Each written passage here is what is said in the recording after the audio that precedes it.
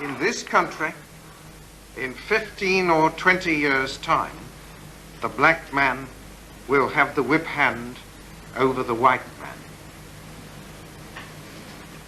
Well, I can already hear the chorus of execration. How dare I say such a horrible thing? How dare I stir up trouble and inflame feelings by repeating such a conversation? My answer is that I do not have the right not to do so.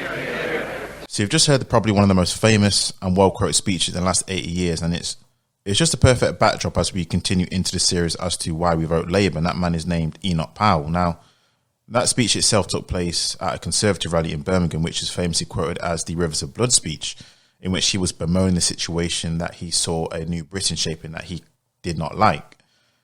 Now, for a lot of people, even still to this day, when they listen and hear that speech, it sends shivers down people's spines. And just think about what the residual effect of the climate would have been back then when he delivered that speech. Hate crime for minority groups was at an all-time high. The rise of the far-right groups like the National Front and of that ilk were just emboldened, because even though Enoch Powell was dismissed after that speech, it didn't change the fact that for a lot of people during that time, they shared his exact same sentiments. And here's the thing, that's not just then. When you look at the comments and listen to a lot of people speaking about that speech retrospectively today, you know what they say? They call him a prophet, and they think everything that he said has come to pass. Even though, let's look at some stats. We only make 3% of the population, number one. We are the least represented group when it comes to, board level members.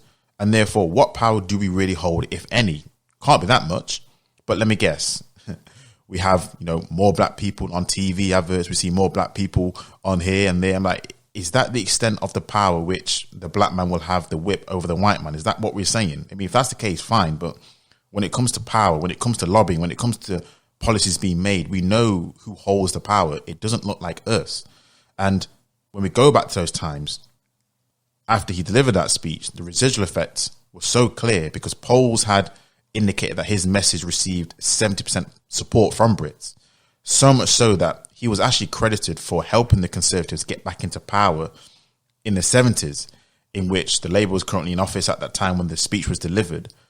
But during the next election, the Conservative administration took back power, and the feeling was he had swung a lot of votes from Labour government into the Conservatives.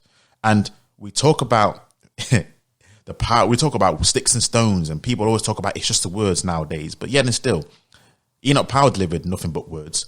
But do you know what the residual effect was when it comes to how people felt about those words? It wasn't just regular people.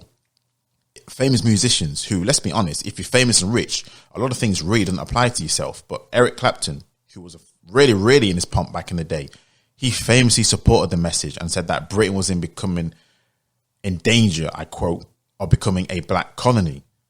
Interesting choice of words that were used. So isn't it amazing how people always say, oh, you shouldn't be bothered by a word, you shouldn't be bothered by this. Yet and still, it is words that were used here, which triggered some of the most egregious acts against groups ever. Now, you could argue whether it was his fault or not. It is what it is. It was still off the back of words that were spoken.